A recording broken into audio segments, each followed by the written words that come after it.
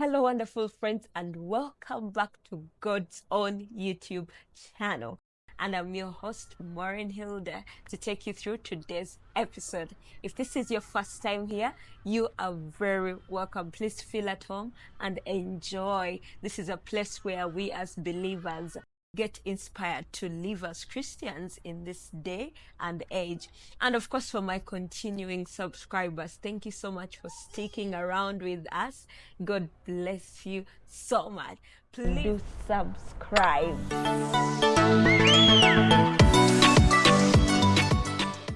I usually listen to some relationship coach, and in particular, there is one a certified coach, who talks about relationships, different topics about relationships, marriage, and these are called Dr. Kingsley and Mildred Okwonkwo. And there is some statement they say that we need to use conflicts. We shouldn't waste a conflict, rather use it to become better. That basically every time a conflict arises, it is a chance for you to learn from it and to use it to be able to propel your relationship better. So I understand that conflicts are a part of our day-to-day lives, in our friendships, in our families. We get to get to a place of whereby you disagree, you agree, you argue about something, maybe you fight a little bit about something. So this happens even for courtships, marriage, and what better. So I thought of the topic today, and today we are looking at conflict resolution and management. We are going to see what are the truths about these conflicts. What do we benefit from this conflict? And also we are going to be digesting how to manage conflicts, because we realize these are a part of us. Why are they a part of us? Because we are different people coming from different backgrounds with different personalities. So inevitably there will be conflicts. Conflicts are basically like disagreements, maybe different opinions. So I could have a different opinion from my friend. You could have a different opinion from your spouse. The way you do certain things could be different from someone else. And because we live with people everywhere, so these conflicts are bound to happen. But now the question is, how are you handling the conflict well, in a way that it is going to make your relationship better? So that is what we are looking at today. So please walk with me on this journey, and I'll begin with the truths about these conflicts. So the first truth we need to know about conflict, it is that these conflicts, if handled well, they can be able to help our relationships become better.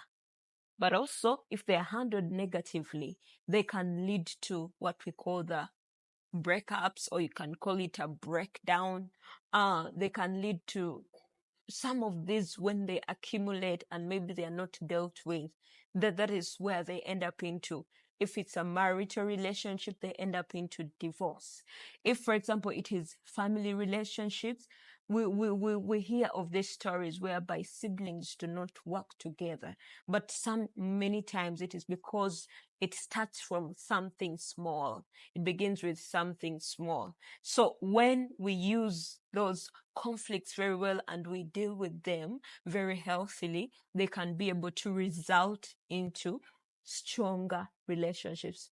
On the other hand, when they're dealt with wrongly, then they result into negative kind of a negative impact on the relationship. So that is the first truth we need to know. The second truth we need to know is that as long as this conflict is not dealt with, it will keep coming back and coming back and coming back. You realize I've had very many stories from different people I've been listening to, from different coaches, and they talk about this one thing. And even like people who talk about, like, especially if when they're sharing stories of their relationships, so maybe this small thing that began when they were in courtship, maybe at that time it was really love and all that, so they didn't really deal with it because at time the love was great. But you reach in the marriage and this is the same thing coming up, and guess what, as long as it is not dealt with, it will keep recurring and recurring and recurring. So it is important for us to deal with those conflicts when they come. It is very important for us. So that is something you also need to know. And the third truth is that we need to strive to deal with the issue at hand, and not, not like pointing fingers to the person or not hating the person. Yeah, because many times conflicts don't happen with one person. It is either me and my friend, it's either you and your brother or sister, you and your spouse, a husband and a wife. So it is usually between two people, and many times when a conflict comes, it is easy to look at this person as the bad person. No, but what we need to know about a conflict, it is that the most important thing is to deal with the issue, because the issue at hand is what is causing the conflict. So that is also something very important to note. Deal with the issue and not hating the person or not hating whoever you've had the conflict with. And finally, something else that we need to know is that it is not concerning conflicts, and usually it is very common among people, about either one person should win, my argument should be better. No, but one of the truths we need to understand, that it's not really about anybody winning, but it's about coming to an agreement. Yeah, and that is one of the healthy ways on how to deal with these conflicts. And quickly, I'll go into probably 7 or 8 tips on how we can manage conflicts in a healthy way. So these are very important. You may not take all of them, but you could take either 1 or 2 that will work for you in whichever category you're facing the conflict, whether it is a friendship, at your workplace, or either your girlfriends, your boyfriends, or it could be if you're in a courtship, or even if you're married. Yes. So, so one of the ways on how we can be able to handle conflict well, the first thing, maybe it should be the beginning thing, is that we need to, number one, first of all, clearly state what is the conflict. Sometimes, we end up arguing, but when actually there is nothing to argue about. But if you can clearly state what the conflict is, so that it becomes easy to handle it, or it becomes easy to resolve it, clearly state what the issue at hand is. What are you arguing about? Because now that is where the solution is going to come from. It is not about throwing fists. It is not about hating each other, but actually, what is the real issue? What is the issue at hand? So the first way on how you're going to healthily resolve a conflict is to first clearly state what it is. Because otherwise, if you're not aware, maybe you may just end up arguing about something, but you don't know clearly what it is. Yeah, at least a revealed truth is almost a revealed issue is at least half solved. Yeah. So clearly state, that is the first and foremost thing.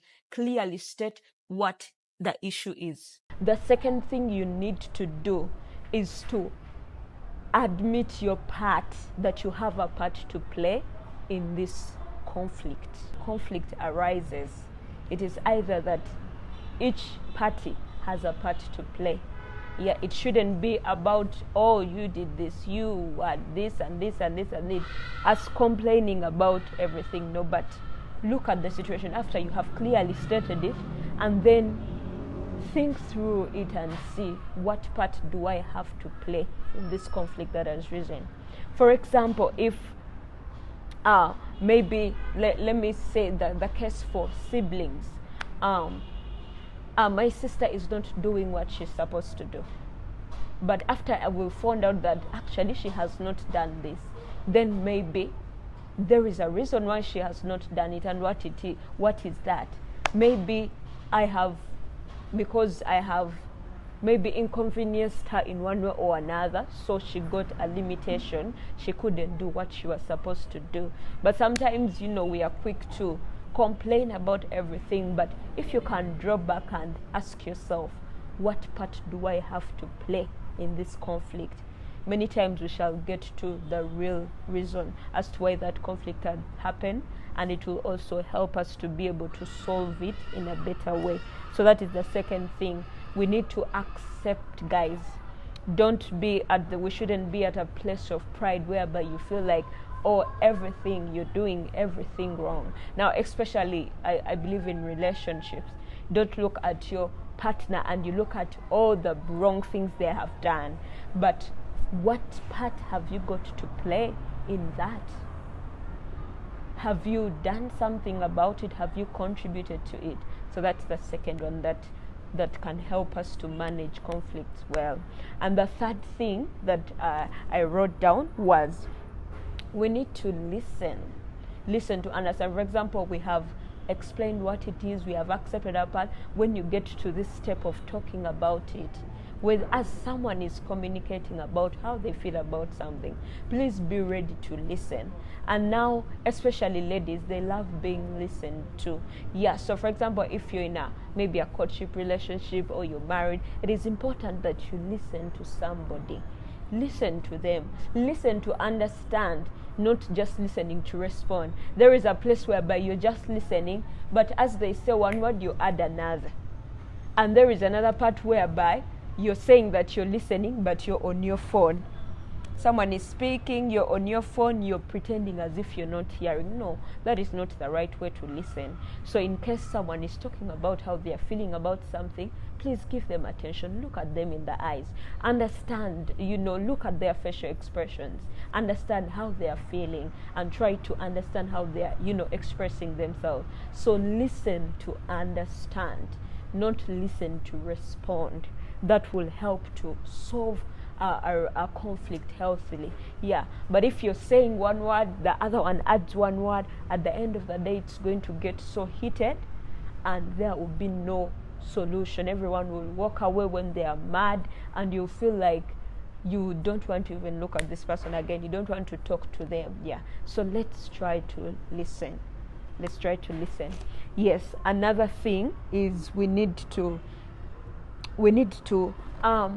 this one is also very important, especially now when you're at a place of talking about what the conflict has been. Take note of your language tone, guys. That point where we are angry, you're shouting, we shout on top of our voice, but most of the times that causes the issue to accelerate. So in the midst of a conflict, be aware of your language tonation. Probably the other person is raising, don't also raise. Actually, you calm down. Maybe one person has to do the right thing if the other is doing the wrong thing. Or if the both of you can actually keep your tone down.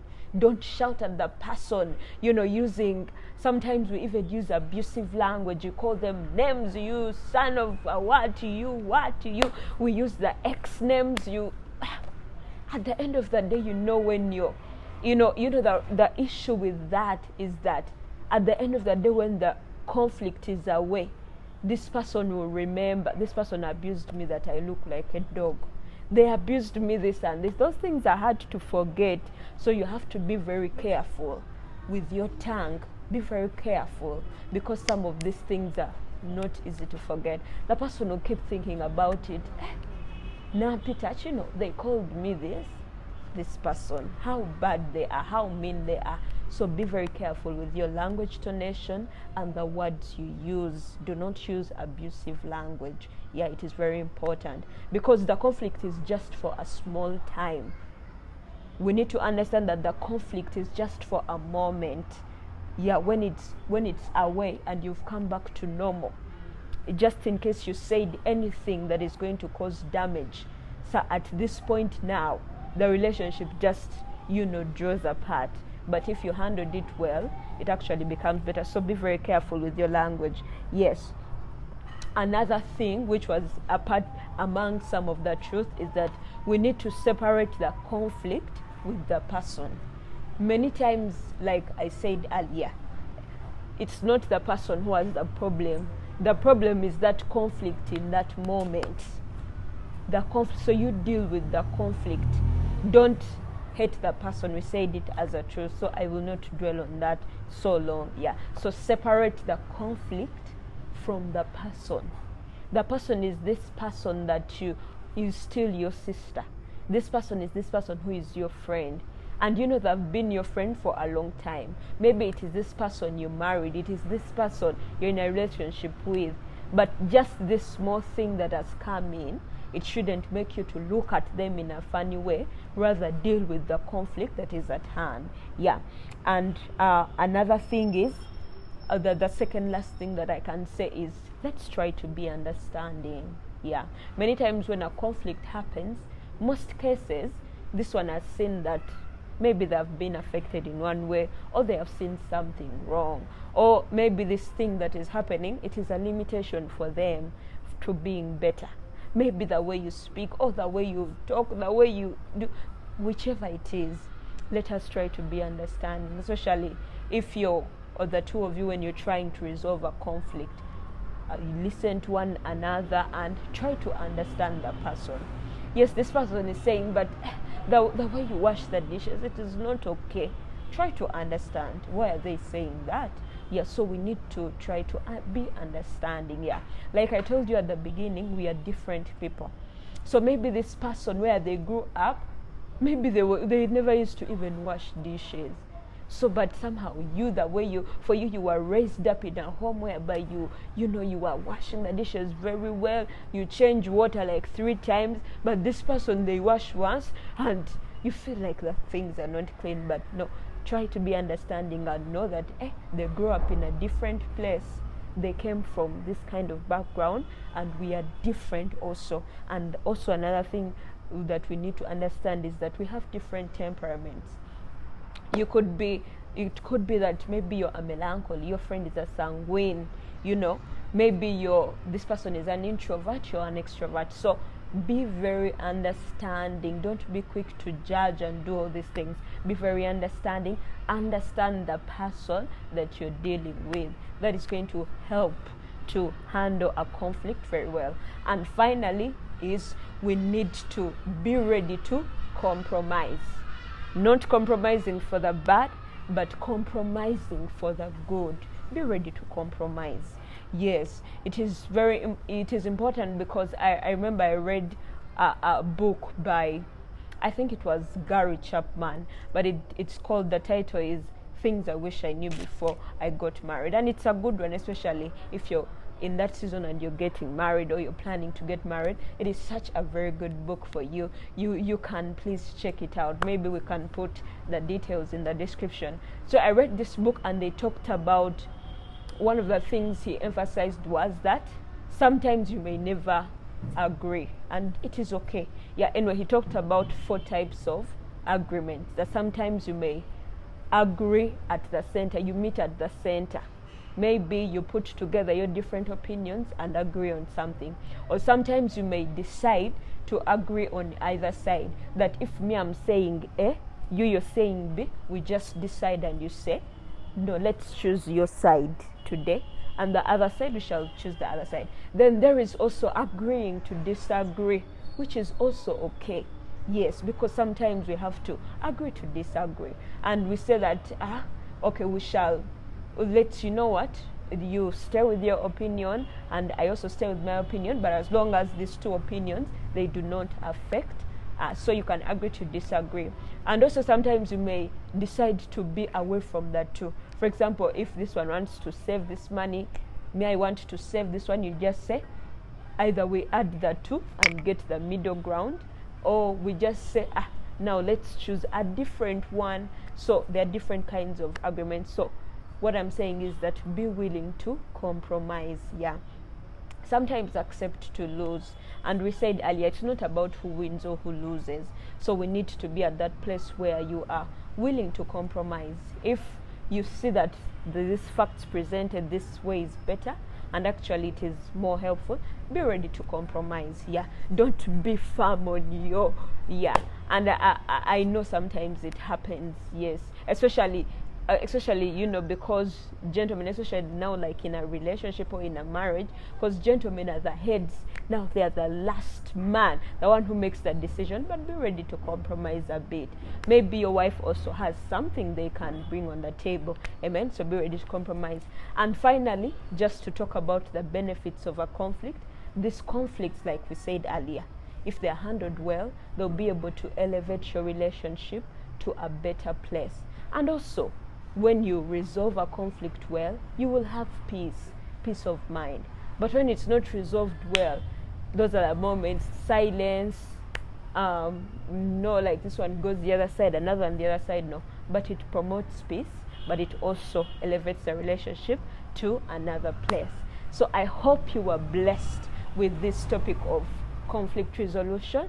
Just in case you have any question, feel free to share in the comment section. Please put your question in the comment section, or your opinion. Would love to hear from you. What do you think about this topic of conflict management? How have you handled your conflicts? Maybe you're married, maybe you're in a courtship, maybe as siblings, maybe as friends. We would like to hear that. But otherwise, thank you so much for joining us today. This is Maureen Hilda once again. I encourage you to please subscribe. Don't forget to subscribe. We shall see you again next time. We love you all, and bye.